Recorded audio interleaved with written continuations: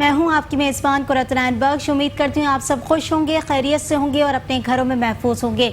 नाज़रीन, आज वीक का तीसरा रोज़ है और सबसे पहला सेगमेंट कौन सा होता है ये आप लोग को बाखूबी पता है। एतमाद ऑनलाइन हमारे साथ सबसे पहला सेगमेंट होता है और एतमाद ऑनलाइन के अंदर हम बहुत सारी बातें कर रहे होते हैं। जिस तरीके से एतमाद ऑनलाइन अपने मिशंस को लेकर चल रहा है, उस मिशंस को हाईलाइट करने के लिए हम यहाँ पर बैठे हुए हैं और जिस तरीके से एतमाद ऑनलाइन आप लोगों के लिए वर्किंग कर रहा है, उस वर्किंग को मद्देनज़र रखते हुए तमाम चीज़ें हम आपसे डिस्कस करते हैं और तमाम चीज़ों के बारे में आपको बता रहे होते हैं कि किस तरीके से एतमाद ऑनलाइन की वर्किंग है और इन फ्यूचर एतमाद ऑनलाइन क्या क्या करने जा रहा है। जिस तरीके से हम कल भी फ्रेंचाइज के ऊपर बात कर रहे थे और कम सरमाए के ऊपर बात कर रहे थे, क्योंकि एतमाद ऑनलाइन जो है बहुत वास्ट क्राइटेरिया आप लोग को दे रहा है कि जिस तरीके से आप लोग के पास अगर कम सरमाया भी है तब भी आप एतमाद ऑनलाइन के पास जाकर जो है वो कारोबार कर सकते हैं, बआसानी तौर पर आप कारोबार कर सकते हैं। और अगर आपके पास सरमाया पूरा है तब भी आप अगर कारोबार करना चाहते हैं तो भी एतमाद ऑनलाइन आपको पूरा कारोबार करके देगा। और जिस तरीके से इनकी टीम वर्किंग कर रही होती है, हम हमेशा इनकी टीम की बात करते हैं,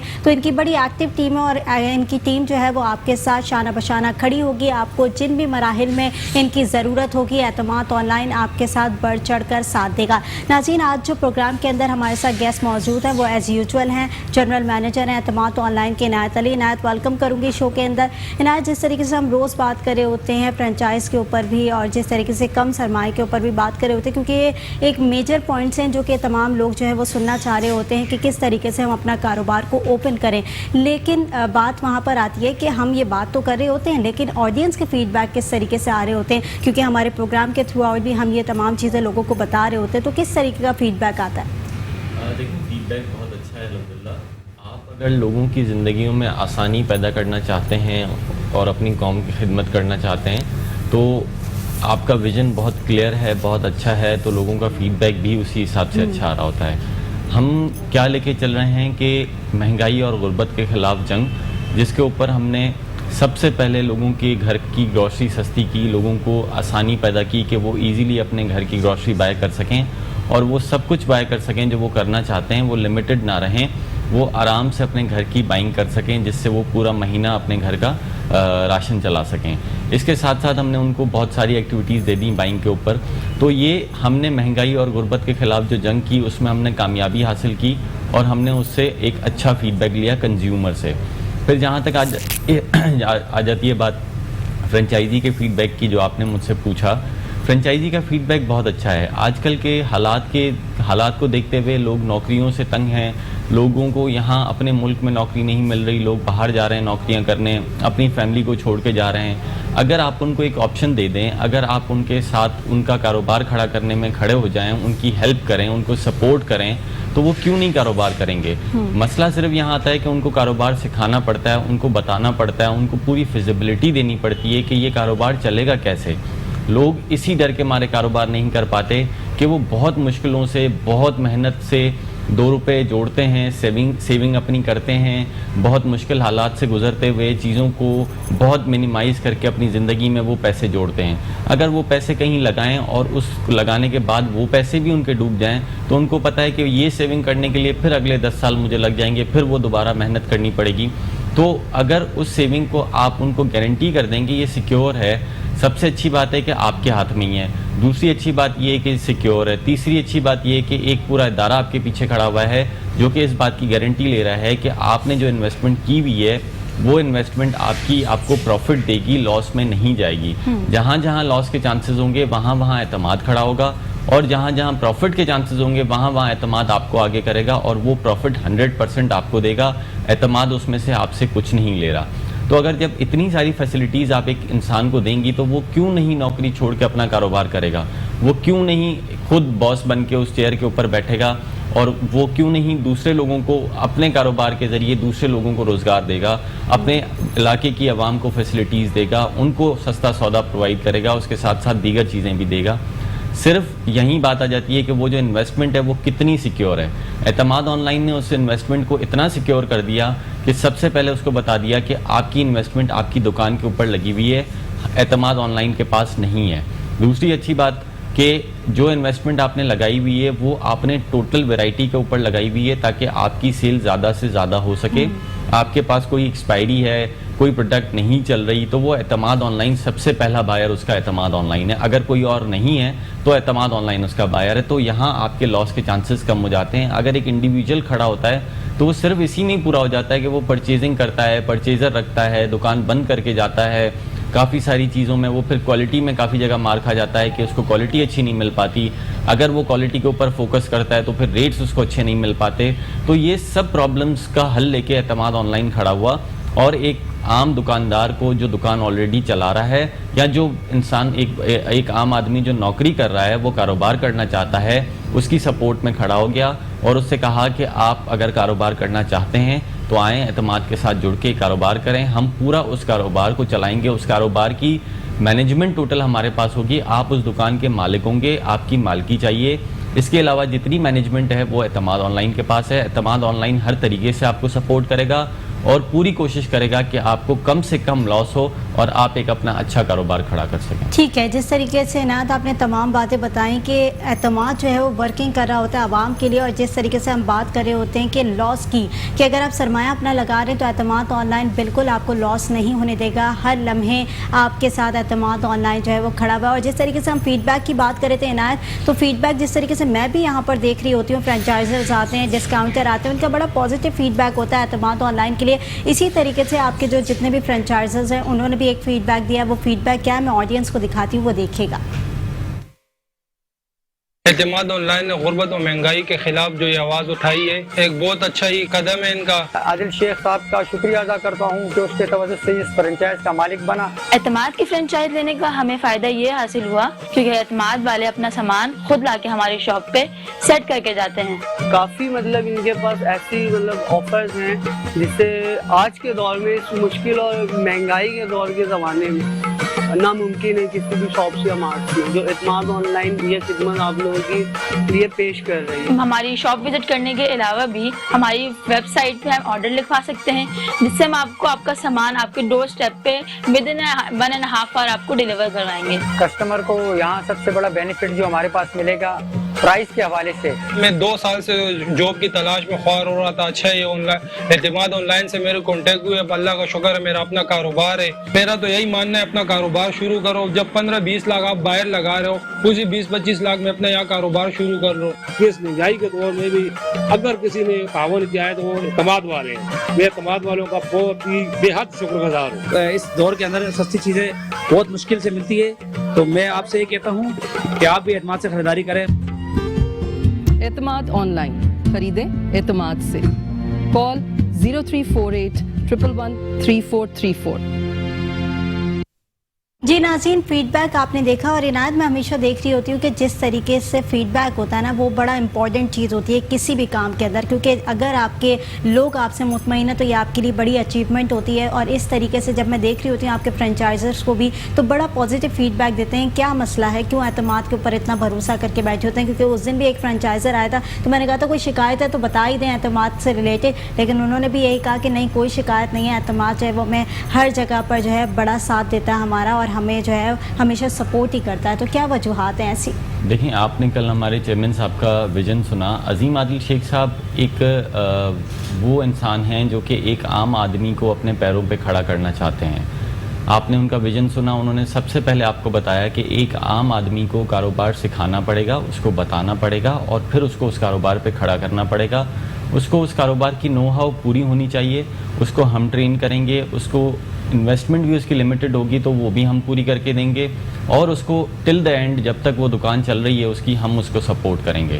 तो इतना एतमाद जब आप किसी को सपोर्ट करते हैं, बैकएंड के ऊपर खड़े हो जाते हैं, उसके हाथ में हाथ पकड़ के आप कहते हैं कि भाई जहाँ मुश्किल होगी वहाँ हम खड़े होंगे, तो जाहिर सी बात है एक आदमी के अंदर खुद ही एतमाद डेवलप होना शुरू हो जाता है कि यार मुझे इतनी सपोर्ट मिल रही है, हालांकि मुझसे ये कोई पैसे नहीं ले रहे, मेरे पैसे अपने पास नहीं रख रहे, मेरी सारी इन्वेस्टमेंट मेरी दुकान पे लगा रहे हैं, उसके बाद भी मेरे साथ खड़े हुए हैं। तो ये चीज़ें एतमाद जो है लोगों के अंदर एतमाद पैदा करती हैं।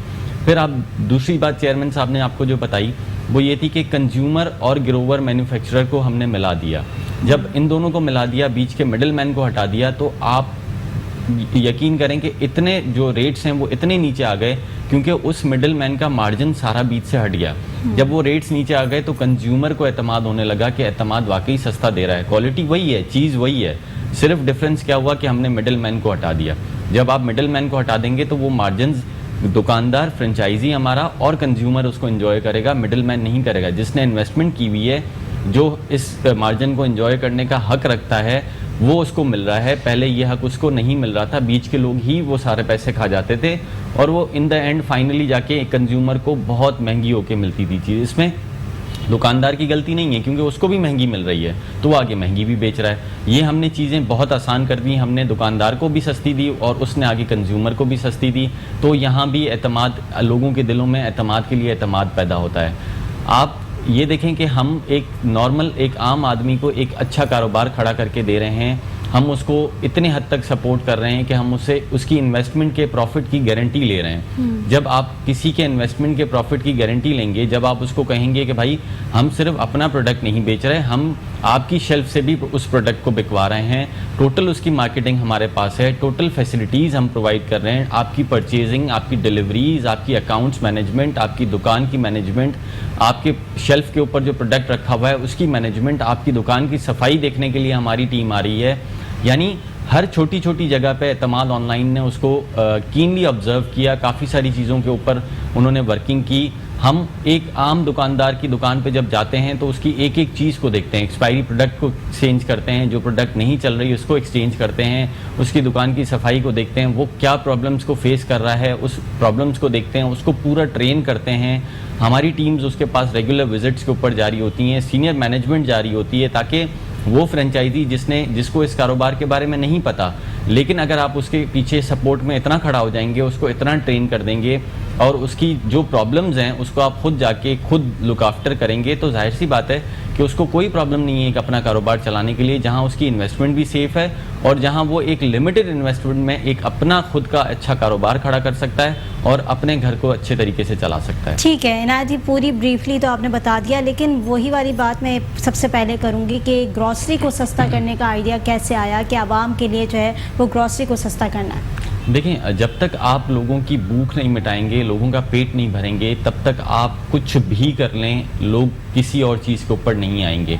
एजुकेशन हमारी इस वक्त हमारी ज़रूरत है और बहुत ज़्यादा उसके ऊपर फोकस होना चाहिए, जो कि नहीं है, क्योंकि आप हालात देख रही हैं कि इतनी महंगाई है कि लोग अपने बच्चों को पढ़ा नहीं सक रहे, वो सिर्फ अपने घर के राशन पूरा करने में ही पूरे हो जाते हैं। वो ब्रेड एंड बटर से निकलेंगे तो दीगर चीज़ों के ऊपर आएंगे ना, वो एजुकेशन है, स्पोर्ट्स है या कोई भी चीज़ है, वो उस पर आ ही नहीं सकते। जब तक उनका पेट का मसला हल नहीं होगा, उनके घर के राशन का मसला हल नहीं होगा, तब तक लोग जो है वो दूसरी चीज़ों पे नहीं आएंगे।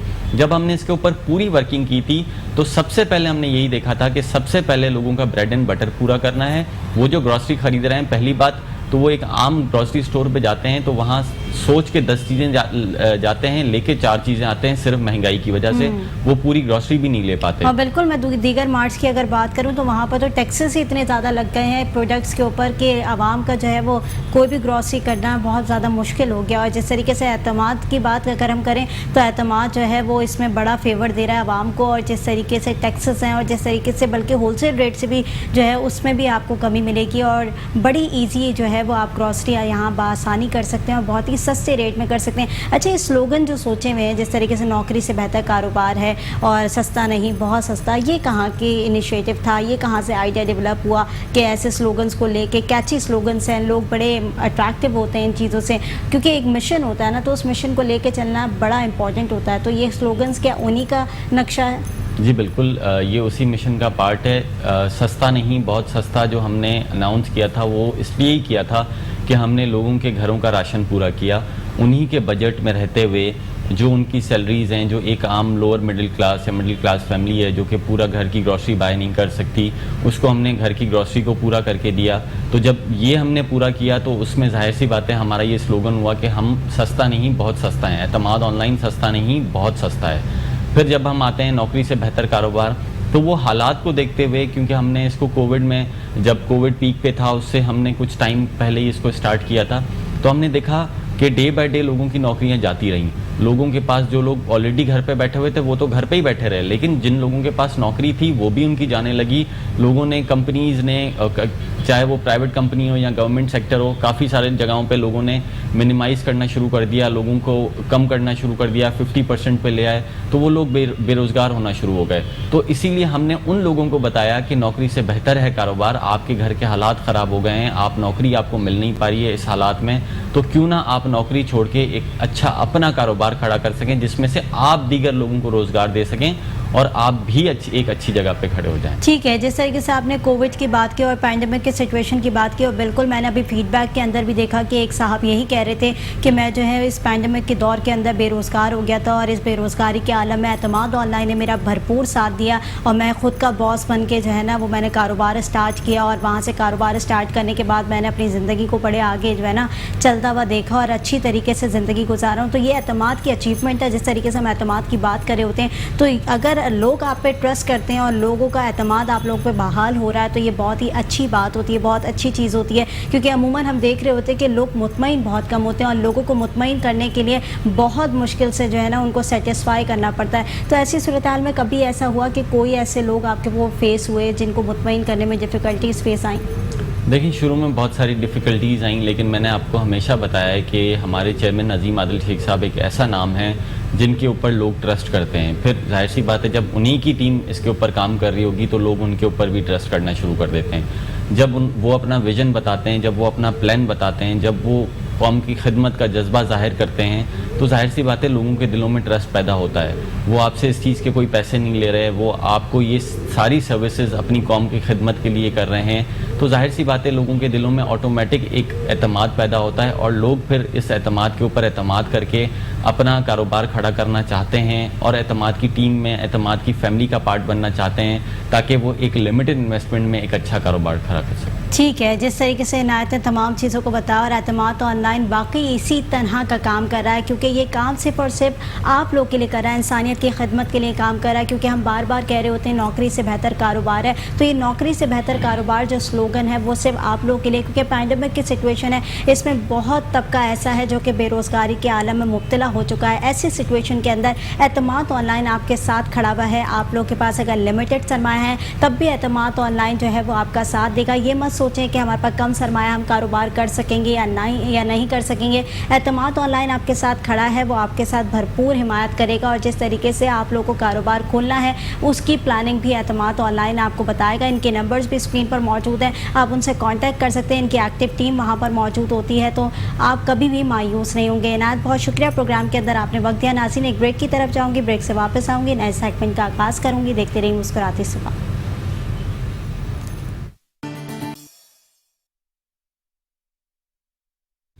वेलकम बैक नाज़रीन, मुस्कुराती सुबह में एक बार फिर खुश आमदीद। नाज़रीन, ब्रेक पर जाने से पहले कहा था कि नए सेगमेंट का आगाज़ करूंगी और जो नया सेगमेंट हमारे साथ एक और सेगमेंट जुड़ चुका है वो है साहिल बिल्डर्स एंड डेवलपर्स के बारे में हम बात कर रहे होते हैं।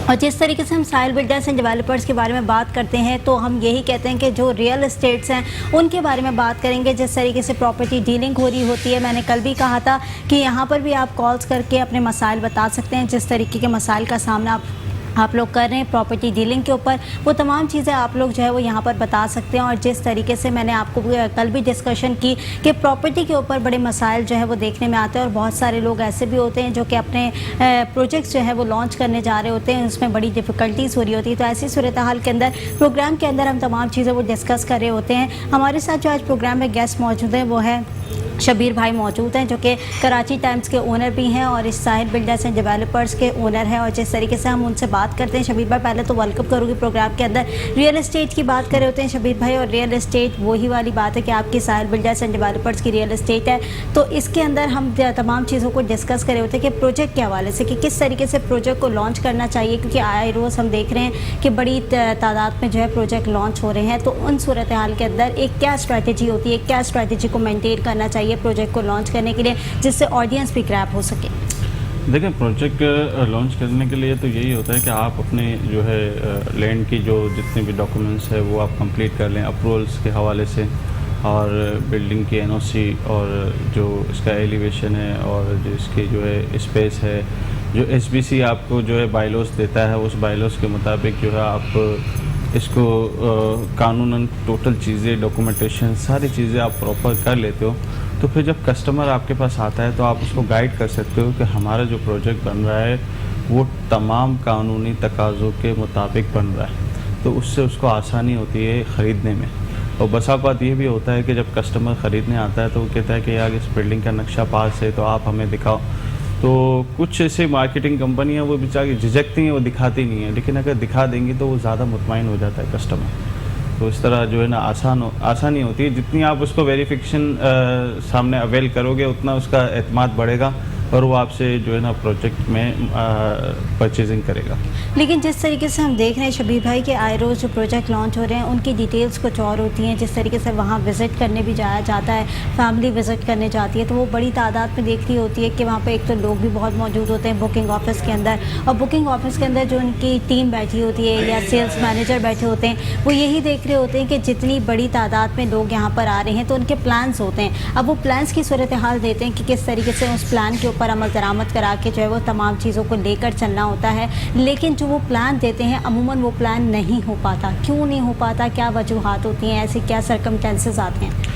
कुछ ऐसा भी मसला आ जाता है कि जो वो मैप को अप्रूव कराते नहीं हैं और अपनी तरफ से कोई मैप इशू कर देते हैं। तो जब बाद में SBC से रब्ता होता है तो वो अपने बायलॉस बताता है तो इनके मैप के अंदर चेंजिंग आती है।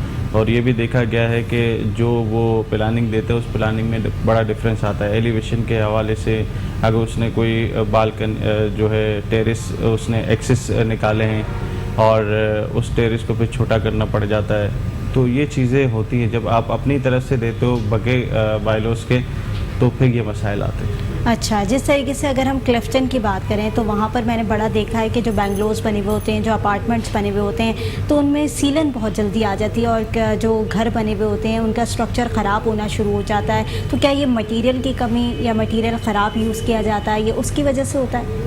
देखिए, सी साइड पे जो है ना काफ़ी चीज़ें बिल्डर्स को जो है ना देखना बहुत ज़रूरी होती है। सी साइड पे ये होता है कि वहाँ की जो सीमेंट इस्तेमाल होती है वो अलग फार्मूले की होती है, ठीक है, जो सेम को बर्दाश्त कर पाए।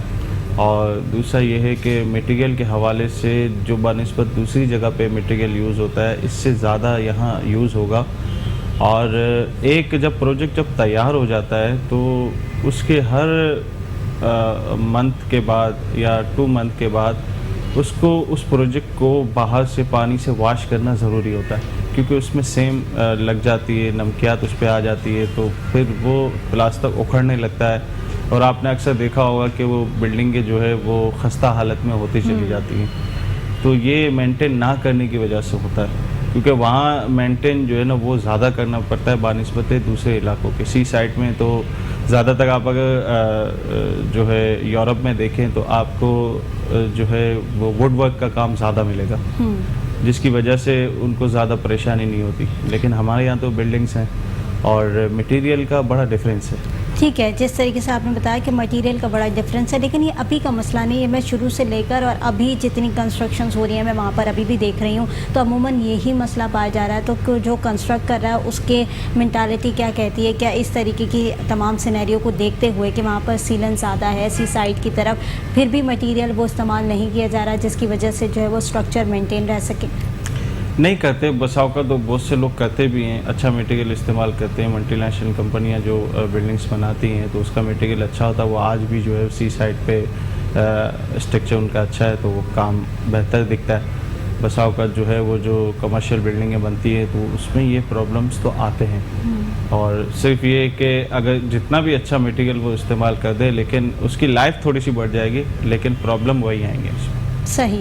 अच्छा, हम रियल एस्टेट की जैसे कि बात करें, साहिल बिल्डर्स एंड डेवलपर्स भी एक बड़ा नाम है रियल एस्टेट के अंदर, और दीगर जो रियल एस्टेट मार्केट के अंदर इन हुई हैं, क्या अमूमन फ़र्क होता है, क्या स्ट्रैटेजीज लेकर चल रहे होते हैं, किस तरीके से वर्किंग करते हैं? देखिए, टीम वर्क जो है ना वो आपका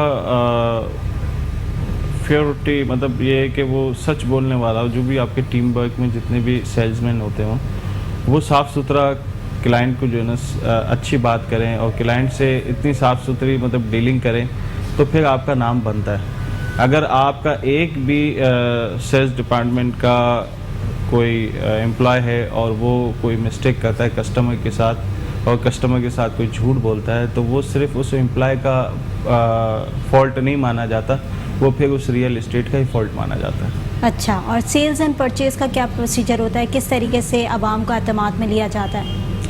देखिए, एतमाद तो ये है कि हम अगर खुद किसी प्रोजेक्ट से मुतमईन नहीं हैं तो फिर हम आवाम को कैसे देंगे? अगर हम मुतमईन नहीं हो फिर भी हम सिर्फ कमीशन के एवज़ हम उसको कोई प्रॉपर्टी दिला दें तो ये गैर मुनासिब बात है, वो ठीक भी नहीं है, क्योंकि उसमें फिर उनको लॉस जो होता है वो आपका नाम तो ख़राब होता है, लेकिन आपकी वजह से किसी की किसी का पैसा ज़ाया हो गया, तो ये चीज़ें करना मुनासिब नहीं है, इससे नाम ख़राब होता है। अच्छा, आपने कहा कि अगर हम जब तक खुद मुतमईन नहीं हो जाते तब तक हम आवाम तक वो चीज़ नहीं पहुंचाते, क्योंकि उसकी फील्ड नहीं है, जो हमसे परचेस करने आ रहा है उसकी फील्ड नहीं है, हमारी फील्ड है। हम सारा दिन अपने रियल एस्टेट पे होते हैं तो हम देखते हैं कि क्या चीज़ सही है, क्या चीज़ सही नहीं है। एक आदमी अपने दूसरे कोई बिज़नेस में लगा हुआ, वो एतमाद करके आता है हम पे और हमसे पूछता है कि कौन से प्रोजेक्ट में हम जो है वो परचेजिंग करें और कहाँ हम अपने प्लॉट लें, बेंगलोज लें या फ्लैट लें, तो फिर हम उसको गाइड करते हैं कि आप यहाँ नहीं यहाँ लो, यहाँ नहीं यहाँ लो।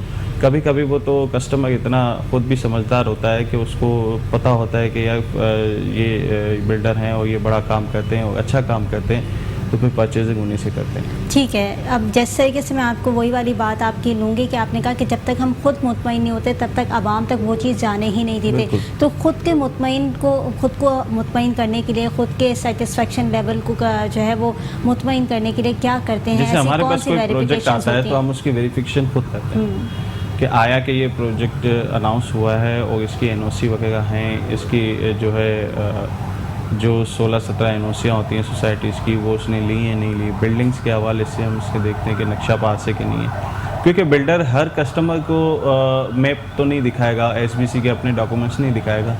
अगर सिर्फ हम देख लेते तो हम मुतमईन हो जाते हैं, फिर हम कस्टमर को गाइड कर देते हैं कि हाँ भाई हमने ये देखे हुए हैं, आप ले सकते हैं इस पर प्रॉपर्टी। एक कॉलर हमारे साथ मौजूद है जी, कौन और कहाँ से बात करें? अस्सलाम वालेकुम। आवाज़ नहीं आ रही, फ्लोर पर बताइएगा क्या कह रहे हैं। हेलो जी, अस्सलाम वालेकुम, कौन और कहाँ से बात करें? अस्सलाम वालेकुम। वालेकुम सलाम। हेलो, आवाज़ आ रही है आपको मेरी? आई थिंक कोई टेक्निकल इश्यूज़ है जिसकी वजह से लाइन ड्रॉप हो गई है। अच्छा शबीर भाई, हम बात कर रहे थे रियल एस्टेट के हवाले से। साहिल बिल्डर्स एंड डेवलपर्स एक बड़ा नाम आज के दौर के अंदर बन चुका है रियल एस्टेट की दुनिया के अंदर। तो अगर आपकी जर्नी के हवाले से बात की जाए तो कब से ये रियल एस्टेट आपने ओपन की, कब से इसका जो है पूरा आपने जर्नी स्टार्ट की, किस तरीके से इसको लेके चले? देखिए, 15 साल पहले ये रियल एस्टेट हमने स्टार्ट ली थी और गार्डन के इलाके से ली थी। फिर उसके बाद हमारे पास बैलीवुड टावर प्रोजेक्ट आया जो अकील करीम डेडी साहब का है, वो हमने पूरा डील किया था। फिर उसके बाद नया नाज़ाबाद अभी डील कर रहे हैं, सरजानी की साइड हैं, बहरिया की तरफ हैं। तो जहाँ हमें प्रोजेक्ट लगता है कि हाँ यहाँ रिलायबल प्रोजेक्ट है तो वहीं हम अपने जो है ना क्लाइंट को ले जाते हैं, इन्वेस्टर्स को वहाँ प्लॉट वगैरह दिलवाते हैं। तो काफ़ी ऐसी जगह हैं जहाँ पर डेवलपमेंट कंप्लीट हो जाती है। कोई प्रोजेक्ट में जाते हैं वहाँ पर बेंगलोज फ्लैट्स कंप्लीट हो जाते हैं, तो फिर उसके बाद हम उस जगह पे जाते हैं जहाँ न्यू कंस्ट्रक्शन और नई आबादी आबाद हो रही होती है। अच्छा, ये जो कॉलर हमारे साथ मौजूद थे इनका सवाल ये है शबीर भाई कि मैं सुरजानी में फ़्लैट लेना चाह रहा हूँ, तो फ़ाइल की रजिस्ट्रेशन के हवाले से और किन किन इदारों में मुझे जाना चाहिए क्लियरेंस के लिए और क्लेरिफाई करने के लिए, वो चीज़ें आप बता दें। देखिए, सरजानी में फ्लैट ले रहे हैं तो सबसे पहले जो है वो एसबीसी में ये जाएं और ये पता करें कि जिस जगह पे ये फ्लैट ले रहे हैं वो कहीं चाइना कटिंग में तो नहीं है, केडीए इसको अप्रूव कर रहा है इस लैंड डिपार्टमेंट को। दूसरा ये है कि सरजानी का पूरा एरिया केडीए के अंडर में आता है और जो बिल्डर्स से ये ले रहे हैं उसका मैप वगैरह देख लें, वो एसबीसी से वो मालूमात कर लें, तो इनको वेरिफिकेशन हो जाए तो फिर ले लें। ठीक है, यानी तमाम चीज़ें आप इदारों से वेरीफाई करके जो है बआसानी वो फ़्लैट ख़रीद सकते हैं। जिस तरीके से जर्नी की बात कर रहे थे तो कहीं जिस तरीके से आपने एरियाज़ बताया कि इन एरिया के अंदर जो है वो हम जाते हैं और वहाँ पर काम हो रहा है और आवाम को वहाँ पे अगर प्लॉट चाहिए होता है या घर चाहिए होता है तो हम उसे दिलवा देते हैं, तो कहीं इन एरियाज़ के अंदर कोई ऐसा एरिया है जहाँ पर डिफ़िकल्टीज़ फेस आई शुरू के अंदर, और कहाँ जो है वो, क्योंकि कोई भी काम आप स्टार्ट कर रहे होते हो तो सबसे पहले इतनी आसानी से वो काम नहीं मिल जाता, आपको बड़ी डिफ़िकल्टीज़ फेस करनी पड़ती हैं, तो ऐसी कोई डिफ़िकल्टी आपने फेस की? देखें, हमने तो अभी तक हमारे सामने तो कोई चीज़, क्योंकि हम जो चीज़ लेते हैं या किसी को कोई चीज़ परचेस कराते हैं तो वो देखभाल के ही कराते हैं, आवाम से तो मेरी अपनी राय आवाम के लिए कि कोट आबाद स्कीमें हैं वहाँ पर आप प्लॉटिंग ना लें, चाइना कटिंग है वहाँ पर आप फ्लैट ना लें। इसी तरह जब तक आपको पूरी तरीके से वेरिफिकेशन ना हो आप अपने पैसे को ज़ाया ना करें, क्योंकि अच्छा जिससे आप डीलिंग कर रहे हैं प्रॉपर डॉक्यूमेंट्स लें।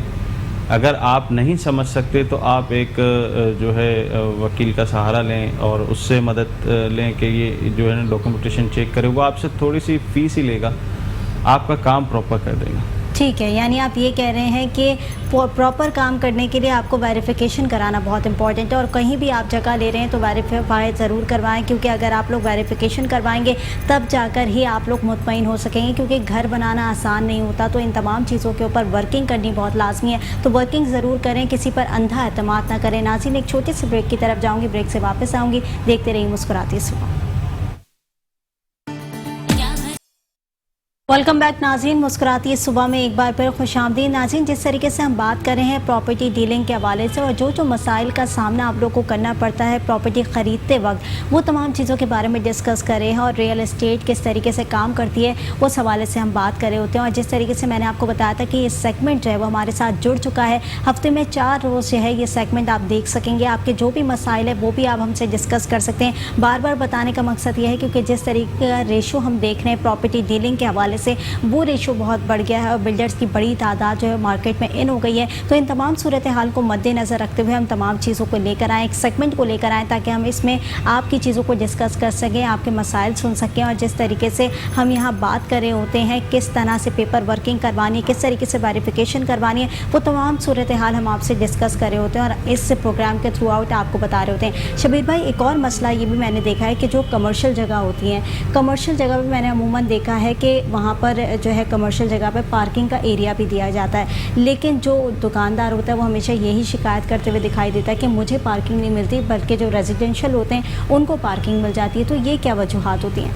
देखिए, मुस्तफ़ा कमाल के दौर में जो ना एक रूल रेगुलेशन पास हुआ था कि जो भी बिल्डिंग्स बनाएगा वो 3 फ्लोर पार्किंग देगा और कम से कम 200 फीट पे वो कमर्शियल बिल्डिंग बना सकेगा। अगर 200 फीट का रोड नहीं होगा तो वो कमर्शियल बिल्डिंग नहीं बना सकेगा। लेकिन हमारे यहाँ पर 60 फीट के रोड पे भी कमर्शियल बिल्डिंग बनती है।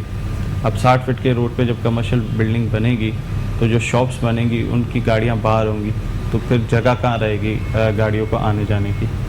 और दूसरा ये है कि 3 फ्लोर पार्किंग का उनको कहा गया था हर बिल्डिंग्स को, तो वो बन तो रही है 3 फ्लोर, लेकिन वो 3 के 3 फ्लोर रेजिडेंशियल को दे देते हैं और शॉप्स को जो है ना वो पार्किंग देते ही नहीं है। तो शॉप वाले अपनी गाड़ियां बाहर रखते हैं, तो रोड का स्पेस तो कम होता है, जिसकी वजह से ट्रैफिक का फ्लो बढ़ता है।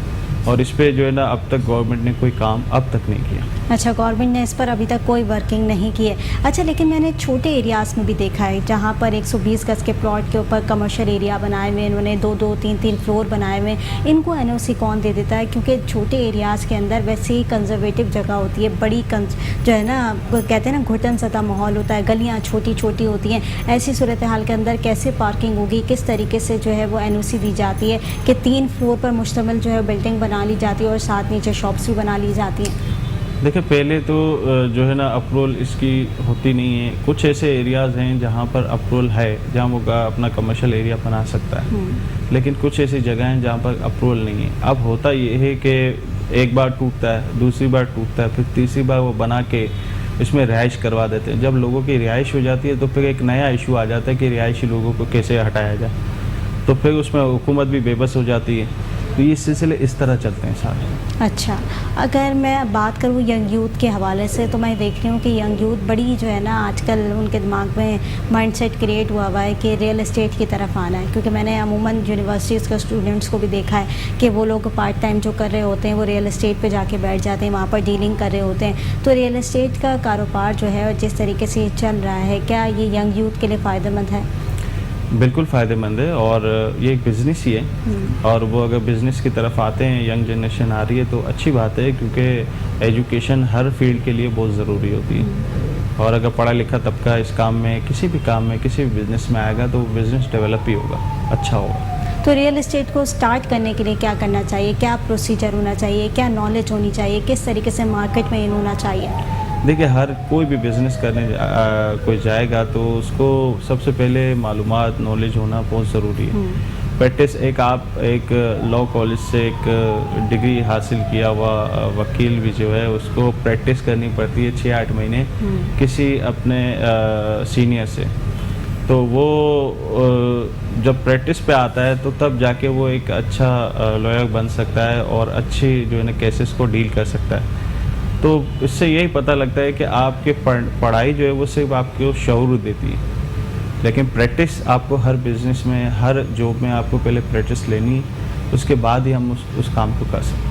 ठीक है, अगर हम रियल एस्टेट की बात करें तो ज़्यादातर मैंने फोकस देखा उनका सेल और परचेज़ की तरफ हो रहा होता है कि ज़्यादातर सेल करें, उसके बाद परचेज़ के ऊपर होता है कि ख़रीदें और उसके बाद उसको बेचें। साहिल बिल्डर्स एंड डेवलपर्स को मैंने देखा है कि कंस्ट्रक्शन और रेनोवेशन की तरफ भी जाता है। तो आप लोग किस तरीके से कंस्ट्रक्शन और रेनोवेशन को मेनटेन करते हैं? देखिए, कंस्ट्रक्शन जो है ज़्यादातर हमारी बेंगलोर में ही होती है, और कोई कस्टमर आता है वो हमसे प्लॉट वगैरह लेता है तो हम कंस्ट्रक्शन बेंगलोर का जो प्रॉफिट का रेशो होता है वो बिल्कुल ना होने के बराबर होता है। अच्छा। तो इसीलिए हमारी कोशिश यही होती है कि हम अपने इंजीनियर्स से उनको मीटिंग करवा के उनके बेंगलोर बनवा देते हैं, जिसमें हमारा कोई जो है प्रॉफिट मार्जिन हम नहीं रखते। लेकिन जहाँ बिल्डिंग की बात आती है तो वो जाहिर सी बात है कि वो हम खुद प्लॉट परचेज करके बनाते हैं।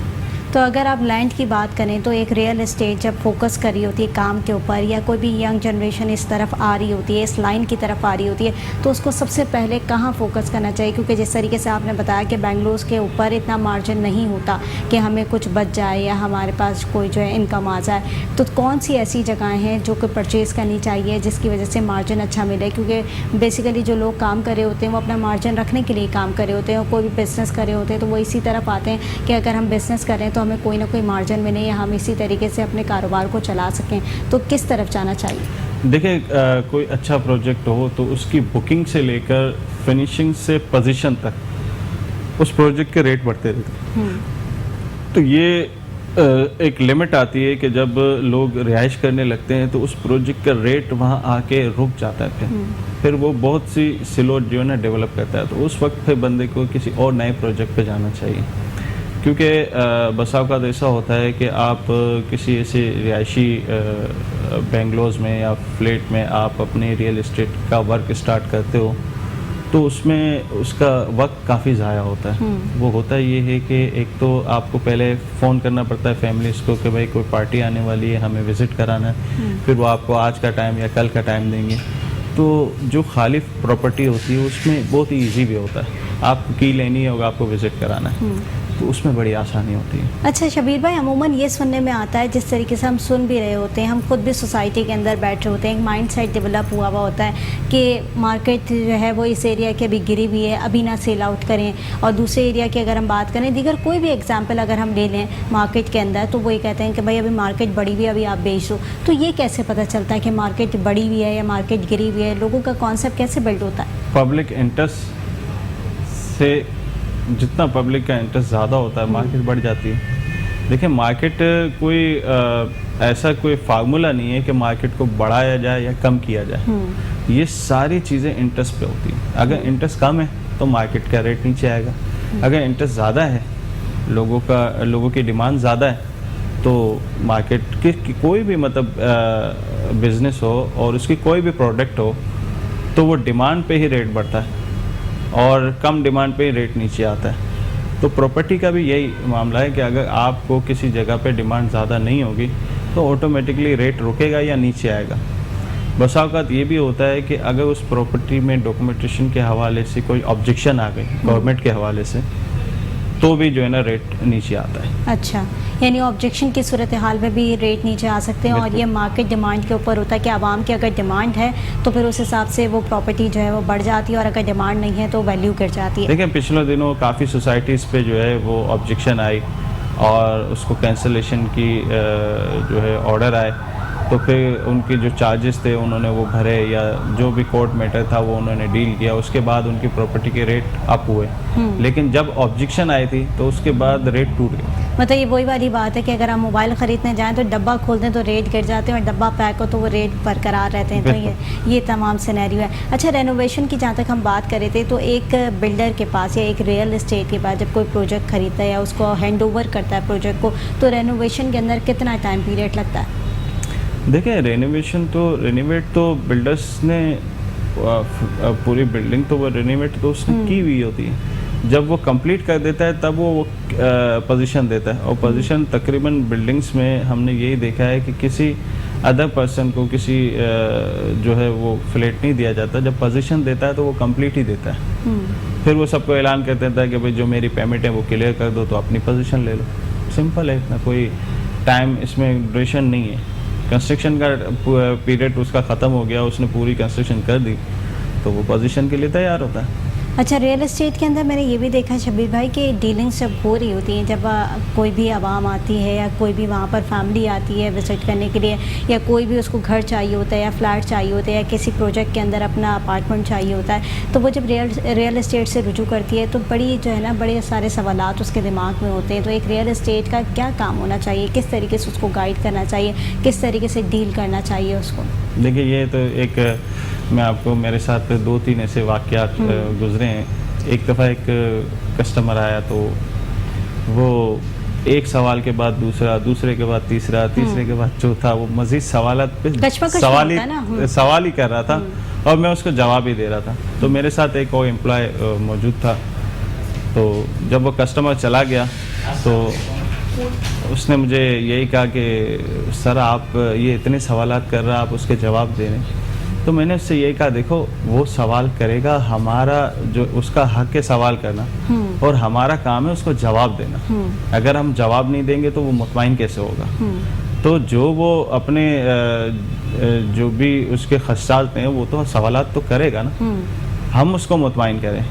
लेकिन बहुत सारे रियल एस्टेट्स वालों को मैंने ऐसे भी देखा है कि वो बिल्कुल जान छुड़ा रहे होते हैं कि नहीं और बड़े घुमा के जवाब देते हैं। यानी एक तो वैसे इंसान बड़ा उलझा हुआ होता है और ऐसी सिचुएशन के अंदर और ज़्यादा उसको उलझा देते हैं बहुत सारे लोग।